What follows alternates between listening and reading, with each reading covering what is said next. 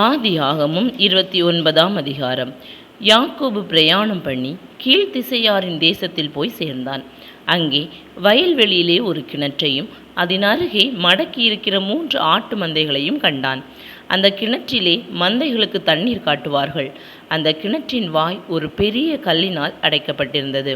அவ்விடத்தில் மந்தைகள் எல்லாம் சேர்ந்த பின் கிணற்றின் வாயில் இருக்கும் கல்லை மேய்ப்பர் புரட்டி ஆடுகளுக்கு தண்ணீர் காட்டி மறுபடியும் கல்லை முன்னிருந்தபடி கிணற்றின் வாயில் வைப்பார்கள். யாக்கோபு அவர்களை பார்த்து, சகோதரரே, நீங்கள் எவ்விடத்தார் என்றான். அவர்கள், நாங்கள் ஆரான் ஊரார் என்றார்கள். அப்பொழுது அவன், நாகோரின் குமாரனாகிய லாபானை அறிவீர்களா என்று கேட்டான். அறிவோம் என்றார்கள். அவன் சுகமாயிருக்கிறானா என்று விசாரித்தான். அதற்கு அவர்கள், சுகமாயிருக்கிறான். அவன் குமாரத்தியாகிய ராகேல் அதோ ஆடுகளை ஓட்டிக்கொண்டு வருகிறாள் என்று சொன்னார்கள். அப்பொழுது அவன், இன்னும் வெகு பொழுதிருக்கிறதே, இது மந்தைகளை சேர்க்கிற வேலை அல்லவே, ஆடுகளுக்கு தண்ணீர் காட்டி இன்னும் மேய விடலாம் என்றான். அதற்கு அவர்கள், எல்லா மந்தைகளும் சேரும் முன்னே அப்படி செய்யக்கூடாது. சேர்ந்த பின் கிணற்றின் வாயிலுள்ள கல்லை புரட்டுவார்கள். அப்பொழுது ஆடுகளுக்கு தண்ணீர் காட்டுவோம் என்றார்கள். அவர்களோடே அவன் பேசி கொண்டிருக்கும் போதே தன் தகப்பனுடைய ஆடுகளை மேய்த்து கொண்டிருந்த ராகேல் அந்த ஆடுகளை ஓட்டி கொண்டு வந்தாள். யாக்கோபு தன் தாயின் சகோதரனான லாபானுடைய குமாரத்தியாகிய ராகேலையும் தன் தாயின் சகோதரனாகிய லாபானின் ஆடுகளையும் கண்டபோது யாக்கோபு போய் கிணற்றின் வாயிலிருந்த கல்லை புரட்டி தன் தாயின் சகோதரனாகிய லாபானின் ஆடுகளுக்கு தண்ணீர் காட்டினான். பின்பு யாக்கோபு ராகேலை முத்தம் செய்து சத்தமிட்டு அழுது தான் அவள் தகப்பனுடைய மருமகன் என்றும் ரெபெக்காளின் குமாரன் என்றும் ராகேலுக்கு அறிவித்தான். அவள் ஓடி போய் தன் தகப்பனுக்கு அறிவித்தாள். லாபான் தன் சகோதரியின் குமாரனாகிய யாக்கோபுடைய செய்தியை கேட்டபோது அவனுக்கு எதிர்கொண்டோடி அவனை கட்டி கொண்டு முத்தம் செய்து தன் வீட்டுக்கு அழைத்து கொண்டு போனான். அவன் தன் காரியங்களை எல்லாம் விவரமாய் லாபானுக்கு சொன்னான். அப்பொழுது லாபான், நீ என் எலும்பும் என் மாம்சமுமானவன் என்றான்.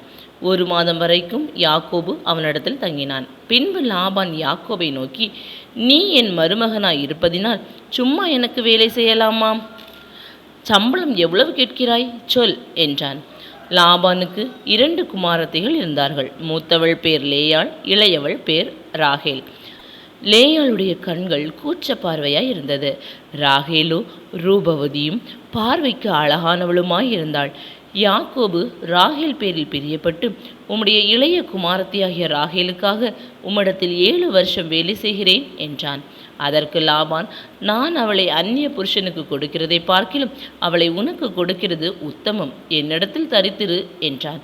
அந்தபடியே யாக்கோபு ராகேலுக்காக 7 வருஷம் வேலை செய்தான். அவள் பேரில் இருந்த பிரியத்தினாலே அந்த வருஷங்கள் அவனுக்கு கொஞ்ச நாளாக தோன்றினது. பின்பு யாக்கோபு லாபானை நோக்கி, என் நாட்கள் நிறைவேறினபடியால் என் மனைவியிடத்தில் நான் சேரும்படி அவளை எனக்கு தர வேண்டும் என்றான். அப்பொழுது லாபான் அவ்விடத்து மனிதர் எல்லாரையும் கூடிவரச் செய்து விருந்து பண்ணினான். அன்று இரவிலே அவன் தன் குமாரத்தியாகிய லேயாளை அழைத்து கொண்டு போய் அவனிடத்தில் விட்டான். அவளை அவன் சேர்ந்தான். லாபான் தன் வேலைக்காரியாகிய சில்பாளை தன் குமாரத்தியாகிய லேயாளுக்கு வேலைக்காரியாக கொடுத்தான். காலையிலே இதோ அவள் லேயாள் என்று யாக்கோபு கண்டு லாபானை நோக்கி, ஏன் எனக்கு இப்படி செய்தீர்?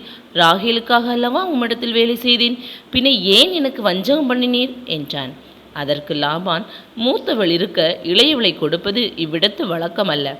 இவளுடைய 7 நாளை நிறைவேற்று, அவளையும் உனக்கு தருவேன். அவளுக்காகவும் நீ இன்னும் 7 வருஷம் என்னிடத்தில் வேலை செய் என்றான். அந்தபடியே யாக்கோபு இவளுடைய 7 நாளை நிறைவேற்றினான். அப்பொழுது தன் குமாரத்தியாகிய ராகேலையும் அவனுக்கு மனைவியாக கொடுத்தான். மேலும் லாபான் தன் வேலைக்காரியாகிய பில்காளை தன் குமாரத்தியாகிய ராகேலுக்கு வேலைக்காரியாக கொடுத்தான். யாக்கோபு ராகேலையும் சேர்ந்தான். லேயாளை பார்க்கிலும் ராகேலை அவன் அதிகமாய் நேசித்து பின்னும் 7 வருஷம் அவனிடத்தில் சேவித்தான். லேயாள் அற்பமாய் எண்ணப்பட்டாள் என்று கர்த்தர் கண்டு அவள் கற்பந்தரிக்கும்படி செய்தார்.